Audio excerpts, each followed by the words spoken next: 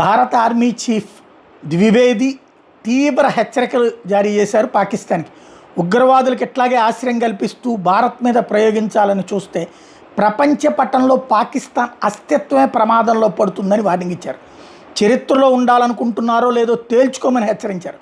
ఉగ్రవాదులకి వాళ్ళ మద్దతుదారుల్ని భారత్ ఒకే విధంగా పరిగణిస్తుంది, ఉగ్రవాదానికి వ్యతిరేకంగా చర్యలు తీసుకుంటుందని తేల్చి చెప్పారు. పాల్గామ్లో పర్యాటకుల ఊచకోతకు ప్రతిగా పాకిస్తాన్ మీద చేపట్టిన ఆపరేషన్ సింధూర్ గురించి ద్వివేది స్పష్టమైన వివరణ ఇచ్చారు. ఆ సమయంలో పాకిస్తాన్లో ఉగ్రవాద స్థావరాల ఉనికి గురించి ప్రపంచానికి ఆధారాలు అందించాం. పొరుగు దేశం తన తీరును మార్చుకుంటే ఆపరేషన్ సంబంధించిన రెండో వెర్షన్ తీవ్ర స్థాయిలో ఉంటుందని హెచ్చరించారు. భారత ప్రభుత్వం ఎప్పుడు దేశ ప్రజల పురోగతి శ్రేయస్సు మీద దృష్టి పెడుతుంది, తన మార్గంలో ఎవరైనా అడ్డంకులు వస్తే మాత్రం ధీటుగా స్పందిస్తుందని చెప్పారు. ఉరుకుల పరుగుల జీవితంలో మనుషులకు విశ్రాంతి ఇచ్చి ఒక కేఫ్ ప్రారంభిస్తానంటూ ఈ సందర్భంగా చెప్పుకొచ్చారు. మెయిన్ అయితే పాకిస్తాన్ తేల్చుకోవాలి. ఆల్రెడీ మొన్ననే ట్రంప్ కూడా చెప్పాడు, భారతదేశం అసలు ఇంకా సీరియస్గా వెళ్తే కనుక ఆసిఫ్ మునీర్ కూడా పోయేవాడు, షాబాజ్ షరీఫ్ కూడా పోయేవాడని. ఇప్పటికీ అసలు నిజాలు తెలుస్తూనే ఉన్నాయి, అయినా సరే అంగీకరించలేని దరిద్రులు ఎట్లాగుంటారు మన ఇండియాలో.